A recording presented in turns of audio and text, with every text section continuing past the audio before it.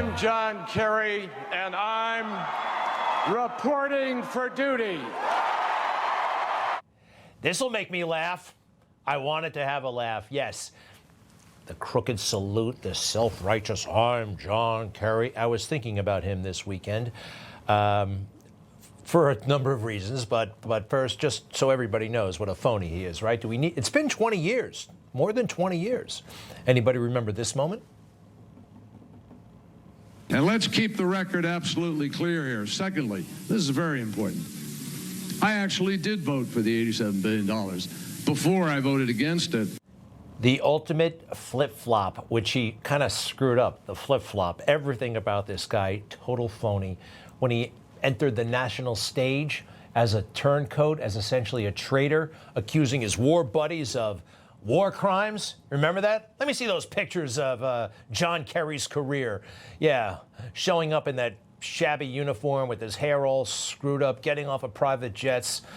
What do they call that? Windsurfing. Aren't I fabulous? I'm John Kerry. So, why was he on my mind? Actually, his wife crossed my mind. Remember her, Teresa? My name is Teresa Heinz Kerry. Some people thought she was doing an Evita Peron kind of impression, but this is what I remember she said. And at the time, we had a healthy culture, and they said, what are you talking about? I am an African American. Yes, she was born in Mozambique to a white family, and they had all kinds of servants and all kinds of money and all kinds of wealth. And that was a major, major mistake of the campaign, and even the liberals were writing about it. I mean, what is with this crazy lady? It was seen as one of the many disastrous things of the Kerry campaign in 2004. A pretentious wife making boasts about her ethnicity, false boasts. So that brings me to why I was thinking about it this weekend, because we have a guy in New York who you're probably hearing about nationally, a socialist/communist mayor, would-be mayor. It's not a done deal yet. There's lots of opposition. They can't seem to get their act together yet.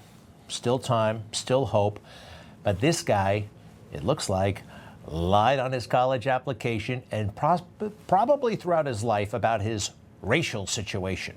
Columbia University application, he checked off that he was black. He checked off that he was African American, and he checked off that he was Asian. He's not all those things. And you could say, well, college application, that's a long time ago. Not for this guy.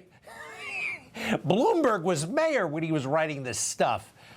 He was born in Uganda of Indian heritage, all right? This guy is well, he's like another John Kerry, or worse, another Barack Obama.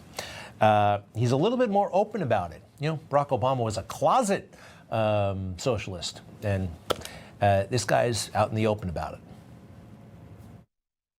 We have to continue to elect more socialists, and we have to ensure that we are unapologetic about our socialism. There are also other issues that we firmly believe in, whether it's BDS, right, or whether it's the end goal of ceasing the means of production. So this is not something he said on a crazy podcast when he was in junior high school.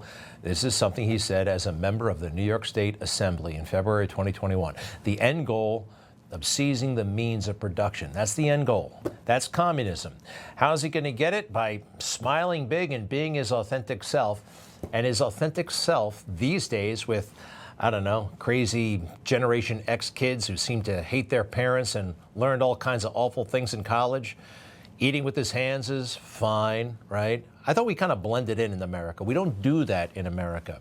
Also, wearing traditional garb in campaign commercials.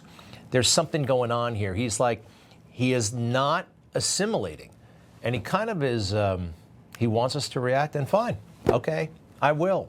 A lot of people think that it's not okay. I thought we had a melting pot, right? My political foes, even, right? A melting pot. America, you come together, you form a culture. Yeah, you can have your own identity and you can celebrate your ethnicity if you want, but do you live that way? I thought it was a melting pot, and so did these guys.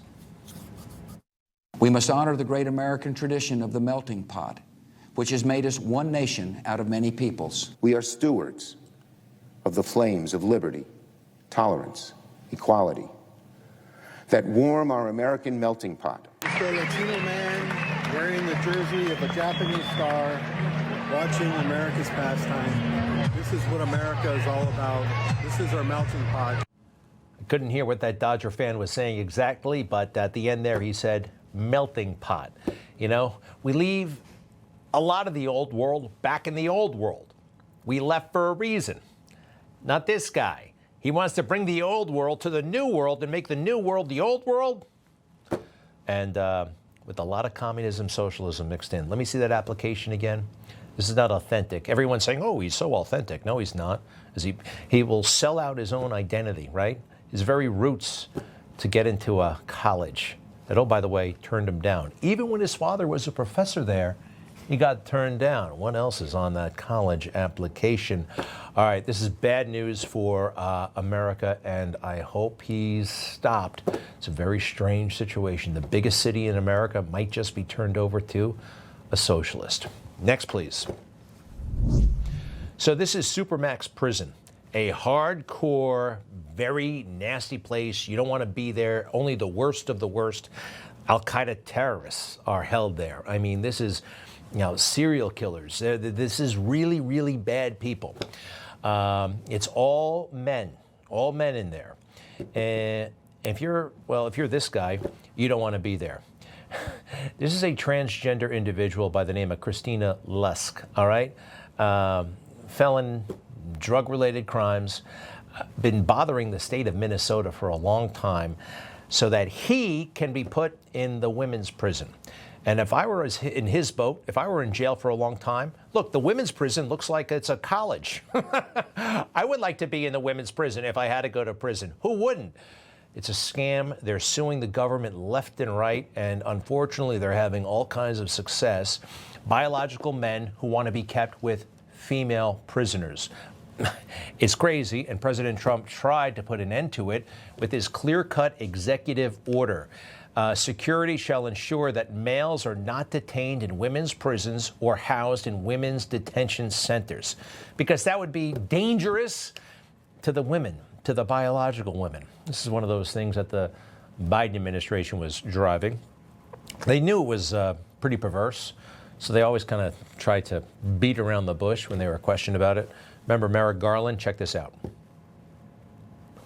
What is our policy when it comes to allowing a male prisoner to be transitioned into a female prison? I think if you're generally asking the question of how trans people are dealt with in the Bureau of Prisons, my understanding is that these are determinations about where they're placed or where people are placed in general have to do with individualized determinations regarding the security of that individual and the management of the prison. These are done on a case-by-case basis. That's my understanding. That's my understanding. I don't know. That's what they told me. I'm only the Attorney General. The Bureau of Prisons may actually be a component of the Department of Justice, but that's what they told me. I don't know. I don't get involved.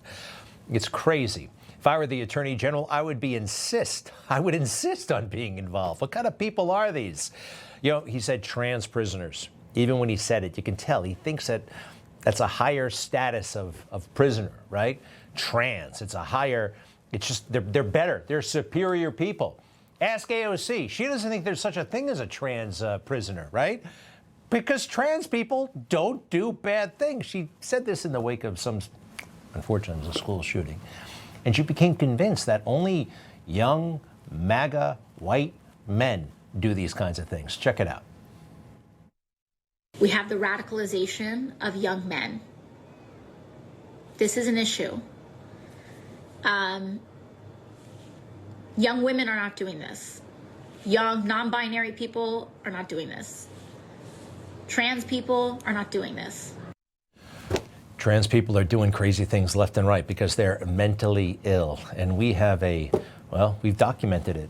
If people think that, trans people have opened fire with, look at this, a mass shooting by a transgender individual. We have so many of these cases with transgender, mentally or non-binary, mentally suffering people going on rampages and dismembering people, chopping off their heads, shooting children in schools. Oh, and this one, Christian Jeffers. We're going to go into a little bit more detail because we actually have the crime on tape. Check it out. Why you hit me? Hey, why you hit me? Why you... Happened pretty quick there, but an axe was used to subdue somebody that he had an altercation with. But he had an excuse, right? Just like the Attorney General thinks, Mr. Jeffers thinks that being trans gives you, well, certain clout and certain leeway to do certain things. Did you attack him with a hammer? Did he push the transgender? Did he push a transgender? Okay, maybe he did. And then you can take an axe out. I can understand where this individual kind of got that feeling that trans people were somehow better and had, I don't know, more freedom to do whatever the hell they want. I mean, once the drag queens started showing up in school, right, everything was turned upside down. Hey, one other famous case of a transgender doing something really, really awful. You may have seen the movie. Do you remember this?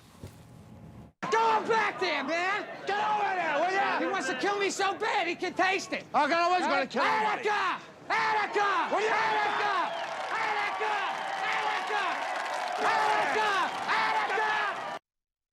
Wow, Dog Day Afternoon with Al Pacino, based on a true story. Al Pacino played a guy named John Vodovich, who was a real, well, lowlife from Brooklyn.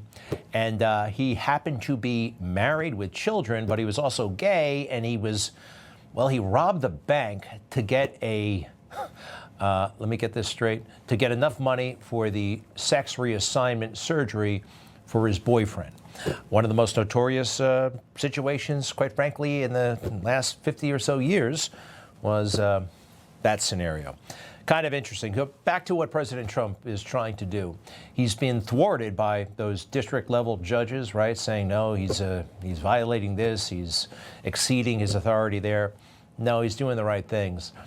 And it's ultimately going to protect women. Even women in prison deserve safety.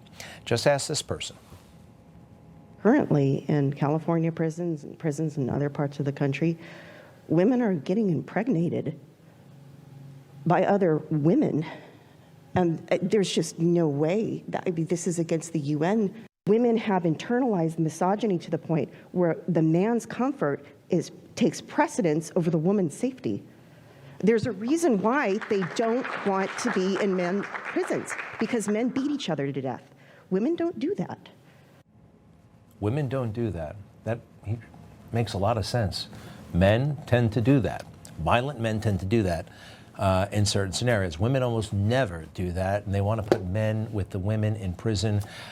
This is being dismantled by President Trump, but there are obstructions and there are roadblocks. I know he'll be successful, but